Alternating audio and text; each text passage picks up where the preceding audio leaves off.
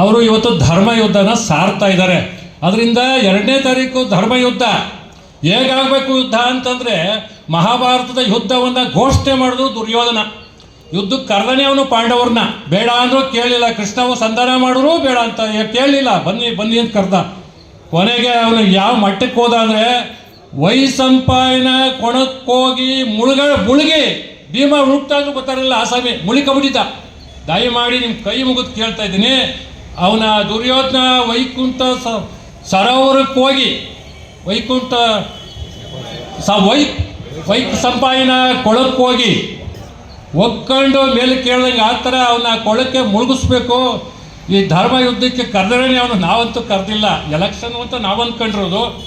ಅದರಿಂದ ದಯಮಾಡಿ ಎಲೆಕ್ಷನ್ಗೆ ಬಾಪ ಅಂದರೆ ಯುದ್ಧಕ್ಕೆ ಬಾ ಅಂತ ಕರಿತಾ ಇರೋನ್ನ, ನಮ್ಮ ಕೈಲಿ ಒಬ್ಬೊಬ್ರಿಗೆ ಒಂದೊಂದೇ ಓಟು, ಒಬ್ಬೊಬ್ರು 10-15 ಓಟು ಏನಿಲ್ವಲ್ಲ, ಒಂದು ಸೊಸೈಟಿಗೆ ಒಂದು ಓಟು.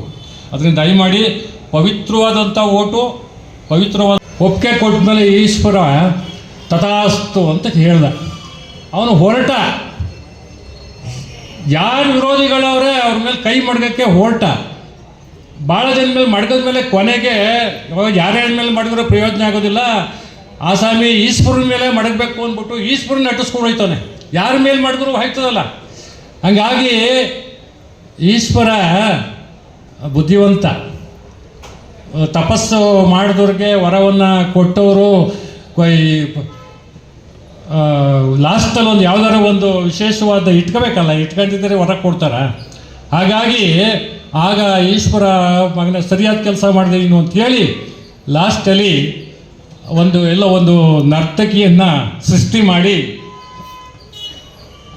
ಈಶ್ವರ ತಪ್ಪಿಸ್ಕೊಂಡು ಅಲ್ಲಿಗೆ ಅಂತ್ಯವನ್ನು ಆಡಿಸ್ತಾನೆ.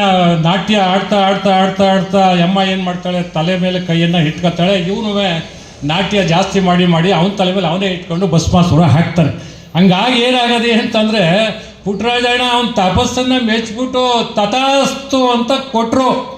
ಡೈರಿಗೆ ಹೋದ ಅಣ್ಣ. ಇವತ್ತು ಪುಟ್ಟರಾಜಣ್ಣ ಎಲ್ಲಿದ್ದಾನೆ, ಅವ್ರ ಫ್ಯಾಮಿಲಿ ಎಲ್ಲಿದ್ದು ಮಡಗ್ತೀನಿ ಕೈಯ ಅಂತ ಬತ್ತಾವನೆ. ಈಗ ಪುಟ್ಟರಾಜಣ್ಣ ಏನು ದಡ್ಡೆ ಅಲ್ಲ, ಅವತ್ತವು ಭಾಳ ವಿದ್ಯೆಗಳವೆ. ಅಣ್ಣ ಭಸ್ಮಾಸುರನ ಥರ ನೀನು ಸುಟ್ಟಾಕ್ತಾರೆ, ಹೆದರಿಕೆ ಬೇಡ, ಸುಟ್ಟಾಕಿಕ್ಕಿಲ್ಲ, ತಾಲೂಕು ಜನ ಕಾಯ್ತಾ ಅವ್ರೆ. ಹೋದ್ಸಲ ನೀನು ಜೀವ ಕೊಟ್ಟಂಥ ಜನವೇ ನಿನ್ನ ಜೀವ ತೆಗಿತಾರೆ. ಧರ್ಮಯುದ್ಧ ಇವತ್ತಲ್ಲ, 2ನೇ ತಾರೀಕು. ತಾಯಂದಿರೇ, ನಾನು ಜಾಸ್ತಿ ಹೇಳೋಕ್ಕೆ ಇಷ್ಟಪಡೋದಿಲ್ಲ. ನೀವು ಅದು ಕಂಪ್ಯೂಟ್ರ್ ಅಲ್ಲ, ನೀವು ಕಡ್ಡಿ ಕೊಡ್ತಾರೆ ಒತ್ತೋದಕ್ಕೆ, ಒಂದೊಂದು ಒತ್ತಿದ್ರೆ ಅವನು ಎದೆ ಮೇಲೆ ಒತ್ತಂಗೆ ಹಾಕ್ಬೇಕು. ನೀವು ಆ ಥರ ಹೊತ್ತಬೇಕು, ನೀವು ಒಂದೊಂದು ಒಟ್ಟು ಸಹ ಹೊತ್ತಬೇಕು. ಮಹಾನ್ ಮೋಸ್ಕಾರ ಅವನು. ಅದರಿಂದ ಈ ತಾಲೂಕಿನಿಂದ ಅವನ ಭಾಳ ದೂರ ಕಳಿಸ್ಬೇಕು. ಇಲ್ಲೇ ಕೂತವ್ರೆ ಪುಣ್ಯಾತ್ಮರು, ಬಿಫೋರ್ ಲಾಸ್ಟ್ ಇಯರು ನಿಂತಿದ್ರು ಗಿರಿಗೌಡರು ಅಂತ ಚಿಕ್ಕಾಡಿಯವರು. ಇವರು ಅವ್ರಿಗೆ ಮನೆಗೆ ತಗೊಂಡೋಗಿ ಒಂದಷ್ಟು ಅಮೌಂಟನ್ನು ನೇರವಾಗಿ ತಗೊಂಡೋಗಿ ಕೊಟ್ಟಿದ್ದನ್ನು ಓಟ ಪಕ್ಷದವಾಗಿ ನಿಂತಿದ್ರು ನಮ್ಮ ವಿರುದ್ಧವಾಗಿ ಲಾಸ್ಟ್ ಬಿಫೋರು. ಆಗ ಅಣ್ಣ ಈಸ್ಕೊಂಡು ಮನೇಲಿ ಮಾಡಿಕೊಂಡು ಮನೆಯಿಂದ ಹೊರಗಡಿಕೆ ಹೋಗಿರಲಿಲ್ಲ. ಇಲ್ಲೇ ಕೂತವ್ರೆ. ಬೇಕಾದ್ರೆ ಅವ್ರು ಮೈಕ್ ಕೊಟ್ಟು ಹೇಳ್ತೀನಿ, ನನಗೆ ಫೋನ್ ಮಾಡಿದ್ರು ನನಗೆ ಗಿರಿಗೌಡರು, ರಾಧಾಕೃಷ್ಣ ಅಂತ ಕೇಳಿದ್ದೀನಿ, ದಯಮಾಡಿ ಮೈಸೂರಿದ್ರಂತೆ, ನಿಮ್ಮ ಮನೆಗೆ ಬರ್ತೀನಿ, ಎಲ್ಲರೂ ಒಂದು ಕಡೆ ಸೇರ್ಕೊಳ್ಳೋಣ, ಏನೋ ಒಂದು ವ್ಯವಸ್ಥೆ ಮಾಡಬೇಕು, ದಯಮಾಡಿ ಒಂದಷ್ಟು ಓಟಿದಾವಂತೆ ನಿಮ್ಮ ತಗೋ, ಅದನ್ನು ಕೊಡಿಸ್ಕೊಡ್ಬೇಕು ಅಂತ ಕೇಳಿದ್ರು.